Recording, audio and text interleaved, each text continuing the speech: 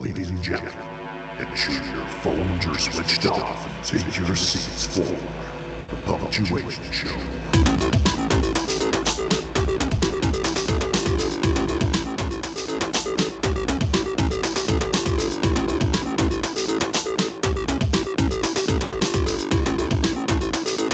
Punctuation Show.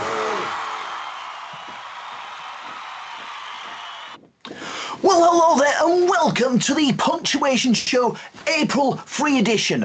Don't forget, if you are on any social platforms, please do give me a like and a follow. We've got X, Instagram, TikTok, YouTube, Facebook at Punctuation Show. But without further ado, we're going to dive straight in and take a look at birthdays. First of all, before we go any further, we're going to say happy birthday to Isabella from East Stanley for yesterday. Happy birthday, Isabella. We've got Abhishanth and Vashita from St Augustine's, and indeed we have Mrs McDermott from Collierly Primary School for her birthday tomorrow, when I believe I've just found out she's actually 21 years old. So there we go. Happy birthday to Mrs McDermott for tomorrow, and to Abhishanth and Vashita from St Augustine's, and Isabella from East Stanley for yesterday. Happy birthday to you. Happy birthday to you. Happy birthday, dear.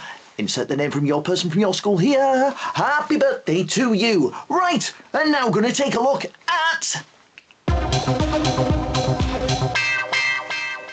ambiguity. That's right, because if something is ambiguous, it requires a clearer explanation. Ambiguity occurs when sentences or words could have more than one meaning. And this can happen when a word in a sentence has more than one meaning. For example, we all saw her duck. Now in this sentence, it's ambiguous because the word duck could be a noun, as in the lady has a pet duck that we've all seen. Or the word could refer to the verb to duck, meaning that she wanted to get out of the way if someone threw something at her. There we go. And again, ambiguity can also happen due to sentence structure. For example, John bathed his dog wearing blue trousers. Now it's not clear here if John is wearing blue trousers whilst washing his dog, or if he's put a pair of blue trousers onto the dog and then put the dog in the bath. So there we go. It's important to avoid ambiguity in our sentences. Now, ladies and gentlemen, it's your turn. Which of the following sentences is ambiguous? Now, you know the drill. You need to let me know which school you are from. And then you need to type as succinctly as possible, because that gives you a better chance of getting your answer in first. You need to let me know what you think is the correct answer. So get those typing fingers ready, whether it's your teacher that's doing that or whether your teacher has given a job to one of you clever pupils there. Get ready. Here we go. I ate a biscuit. Children make nutritious snacks. Or is it C, gym is fun? Type your correct answer now. Oh, Stevenson Wave got in there. East Stanley have got in there. Stevenson Wave both saying B. Blessed John Duckett is saying B. A Walker Glendale have got in there saying A. And St Oswald is saying B. Handel is saying B. Bloemfontein is saying B. East Stanley saying Year 4 is saying B. B. West Bolton Primary School is saying B. And Blessed John Duckett is saying B. St Joseph's Middlesbrough saying B. Forest View saying B. Delves Lane saying B. And Bloemfontein are also saying B. So lots of people are saying they think it's B. Children make nutritious snacks. The correct answer. You're absolutely right. Give yourselves a massive round of applause and a big pat on the back. Okay, right. Now, obviously, this sentence could mean that children have been making food, or that we should eat children to stay healthy. Right, enough of that. Anyway, folks, remember, try to avoid ambiguity unless you want to confuse your reader or if you're trying to be funny. Some great jokes to be had through being ambiguous. Right, clap your hands together.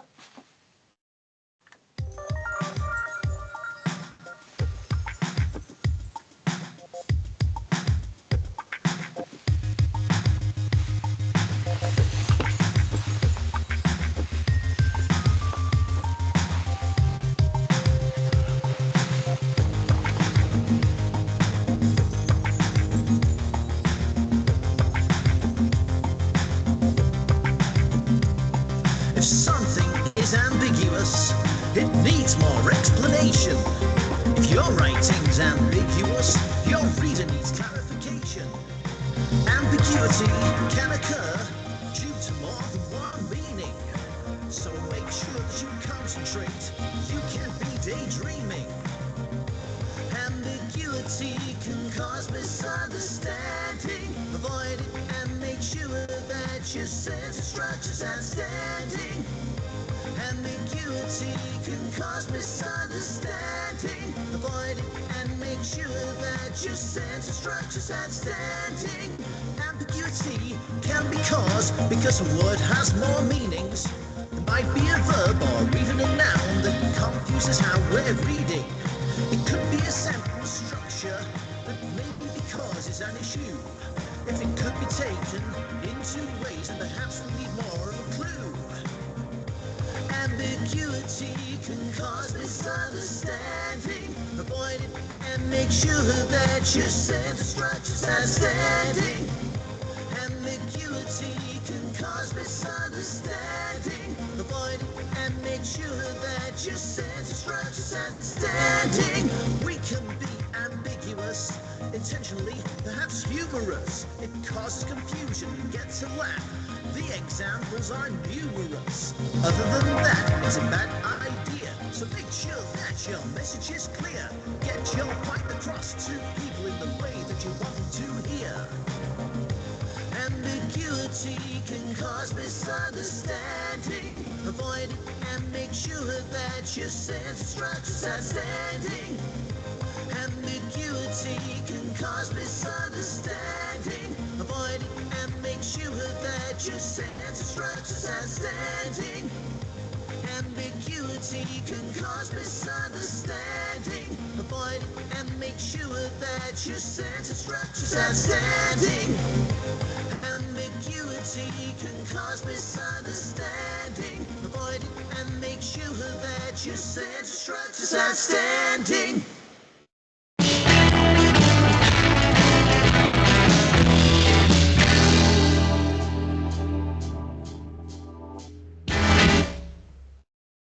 Good morning, my man. I bought this sentence from you about an hour ago, and I'm not happy.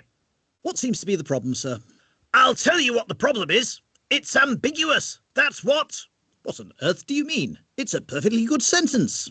Perfectly good sentence? It's not clear at all. Look at what it says. I know a woman with a boy who has knits. It's not clear if it's the boy who has knits or the woman who has knits. It's ambiguous.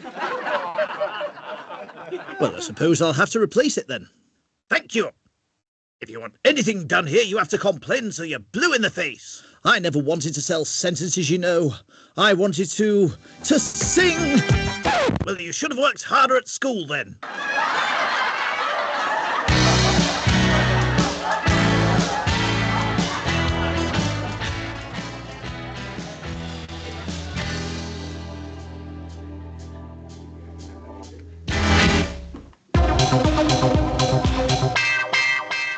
Noun phrases.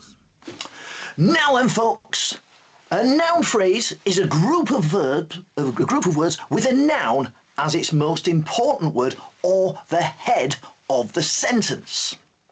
Now, the other words in the noun phrase will depend on the head of the sentence in some way. Always better to show rather than tell.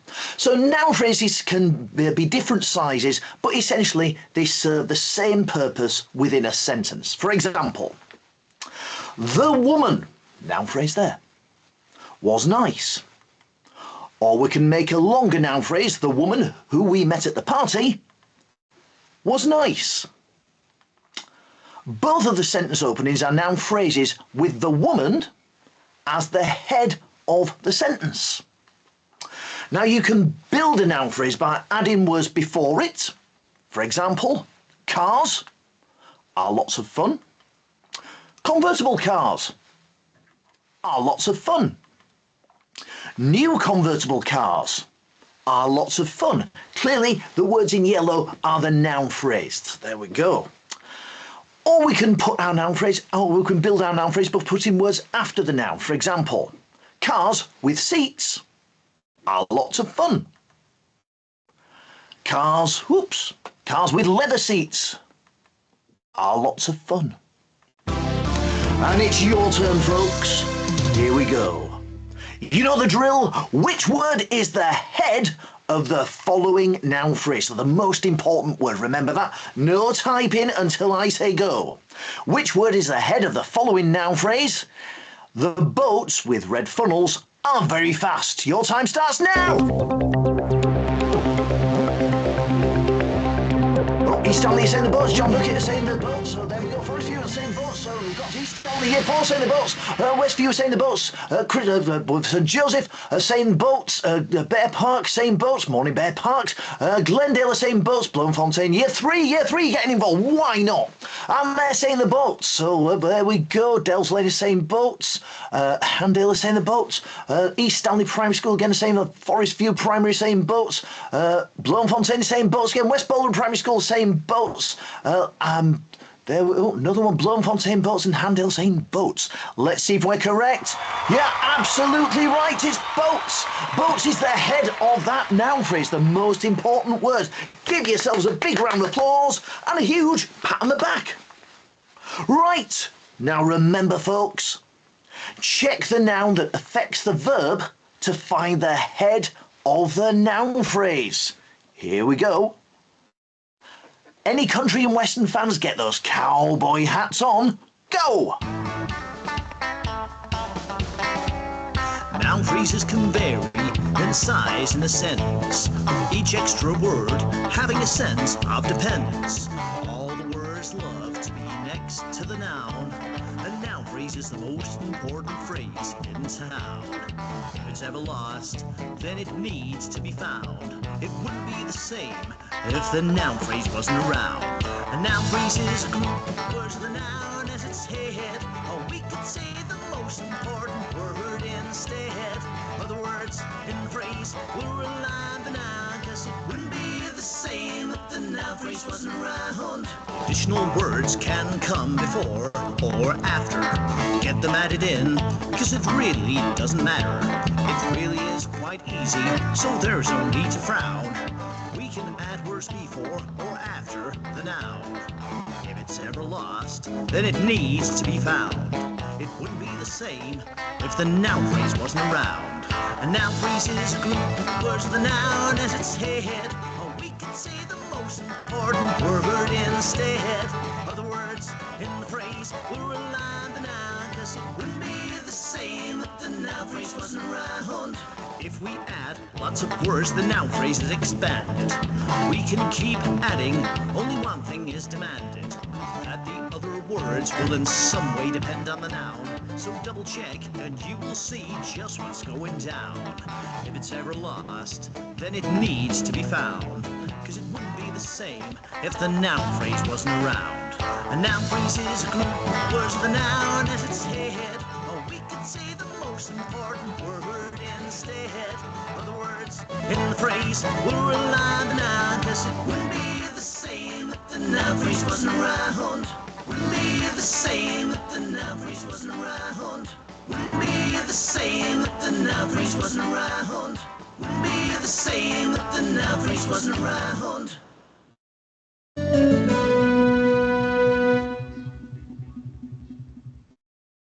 Good evening, and here's the news with Terence Pants. Reports are coming in of nouns turning into noun phrases with the addition of words before and after the noun.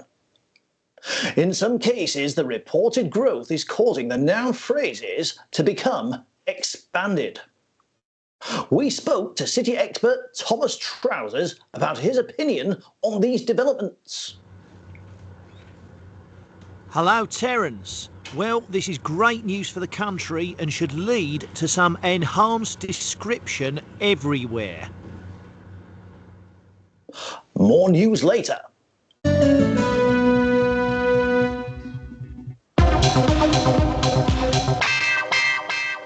Pronouns. Right then, folks, pronouns. Now, pronouns are words that are used in place of nouns or noun phrases. Now, we use these words to avoid too much repetition in our sentences or paragraphs.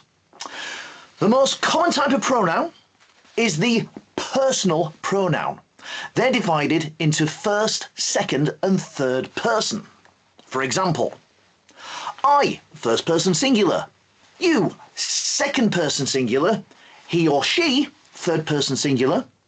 We, first person plural. You, second person plural. And they, third person plural. What do we mean by that? Well, first person refers to the writer or speaker. That'd be me or you if you're writing. Second person refers to the person or people being addressed. That's you. Third person refers to anyone or anyone else being addressed. Right then, folks, it's your turn. Which of the following is a pronoun? Is it A, cat? Is it B, building? Or is it C, it? Your time starts now. Forest View straight in there, Glendale got in there, Blessed John Bucket got in there, Westview Primary School got straight in there, East Stanley got in there as well, and Stevenson Way Primary School, Collier are getting there, getting in, East Stanley, Year 4 have got in there, well done, Year 4, Delves Lane have got in, St Joseph's in Middlesbrough got in there, fantastic, East Stanley Primary School have got in there again, Year 4 at Bloemfontein have got in, and Bear Park indeed, and Handale Primary School have got in, and there we go, West Bolton Primary School, be very specific there, Forest View are getting in, and Handale Year 5's Bloemfontein and BJD have got in, there we go, right then folks. So, lots of people saying C, but is that correct? Oh, and Timothy, Noah and Joseph, homeschoolers there, hello morning guys, all saying it is the correct answer. Yeah, absolutely right, of course it is. Give yourselves a massive pat on the back. Absolutely fantastic, well done. Right, okay folks, remember, verbs will react differently depending on which pronoun we use. So double check your spellings of those verbs. Right, here we go.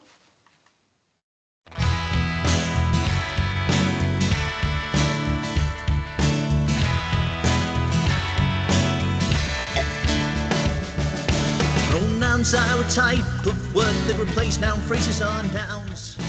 I, you, he, she, we, who, they are the most common, the personal pronouns.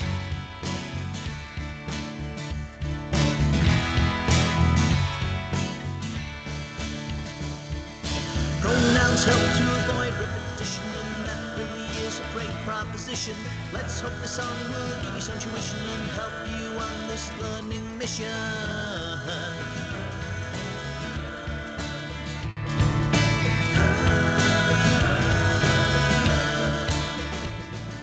Personal pronouns break down into first, second and third person.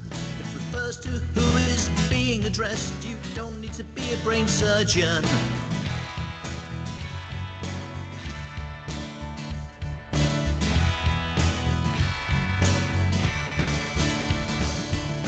Pronouns help to avoid repetition, and that really is a great proposition. Let's hope this song will give you some tuition and help you on this learning mission.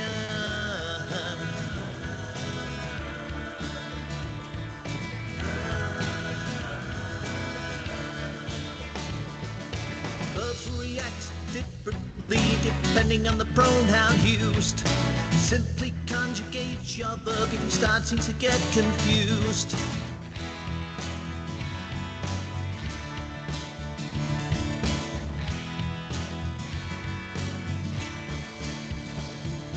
Pronouns help to avoid repetition, and that really is a great proposition.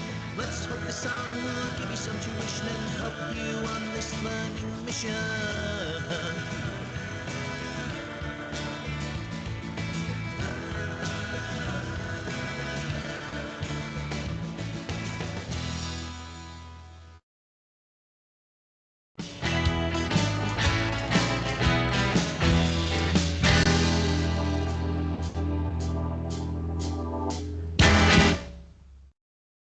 Hello there, Lord Syntax here.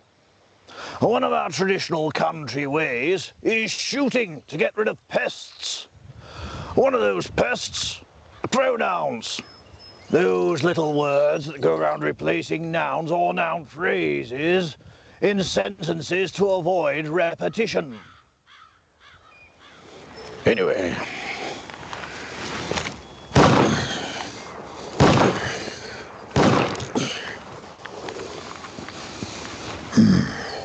Pesky pronouns!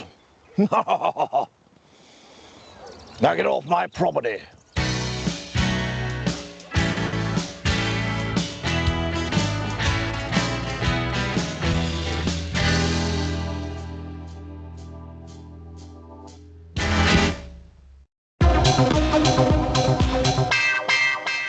Subject and object.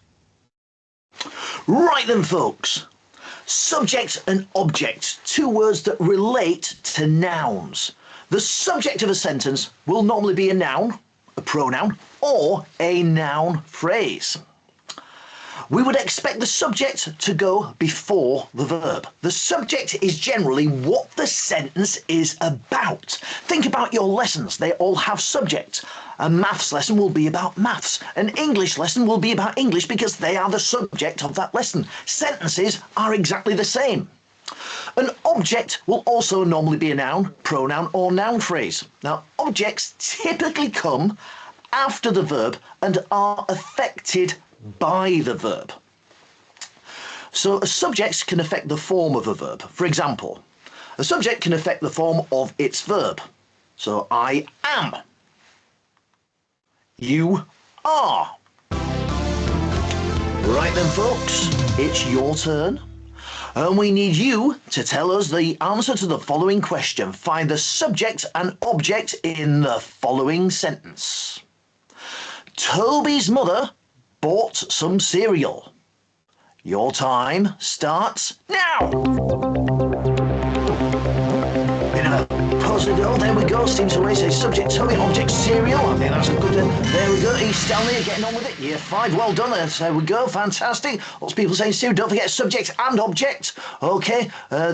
Toby and object. There we go. East Stanley there. Dell's Lane got in there as well. Answer from Handale. Well done. In fact, another one from East Stanley. And Bartley external. Toby's mother. There we go. Bloemfontein is saying cereal mother. There we go. Don't forget we're looking for the subject and the object, folks.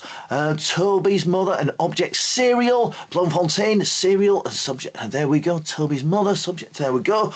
Object equals cereal. That's where getting back in the BJD. Getting object cereal. Howlett, you're getting in there. Lots of people doing pretty well there. But are you correct?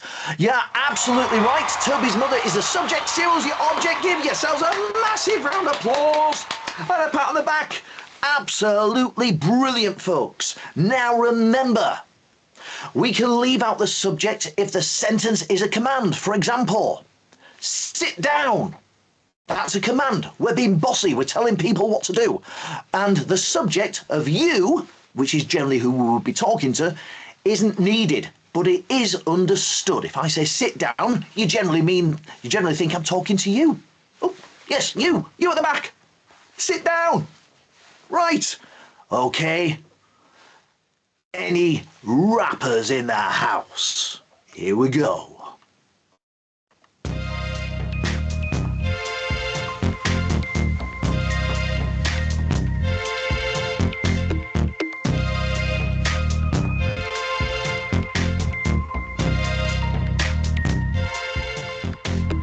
Don't forget your subjects. Don't forget your objects. They're both important aspects if you want my respect. Both subjects and objects relate to your noun. Show me you can use them because you're no clown. The subject is the one that interacts with the verb. If affected by the verb, the subject is the word. Don't forget your subjects. Don't forget your objects. They're both important aspects if you want my respect. The subject will be a noun, a pronoun, or a phrase. It's what the sentence is about. So listen to what I say. The subject will almost always be there, typically before the verb, so make sure you take care. Don't forget your subjects. Don't forget your objects. They're both important aspects if you want my respect. Nouns and pronouns and noun phrases can be objects. Don't forget to spot them functioning in your text. And objects will usually come after the verb. And when you're asked to tell the difference, remember that you heard. Don't forget your subjects. Don't forget your objects. They're both important aspects if you want my respect. Don't forget your subjects. Don't forget your objects. They're both important aspects if you want my respect.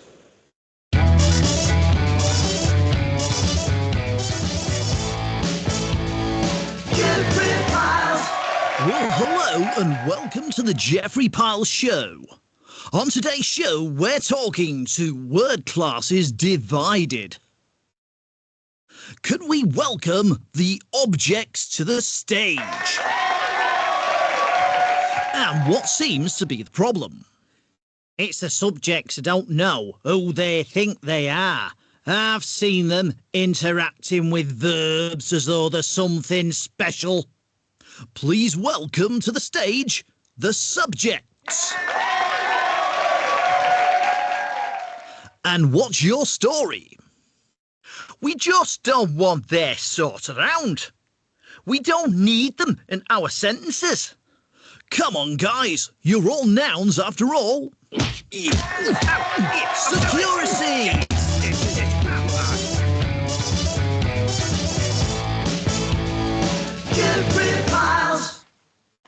Right then, folks. Well, as always, what have you learned?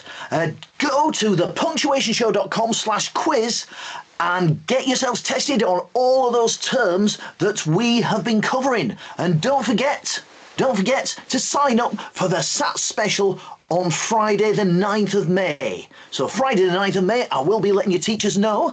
If you have enjoyed and basically sort of got stuck in and enjoyed lots of the online shows, if you wouldn't mind leaving me a Google review, that would be absolutely fantastic. I've just put the link in the Teams chat there, but all that's left for me to say is thank you for turning up, enjoy your Easter holidays next week, and goodbye.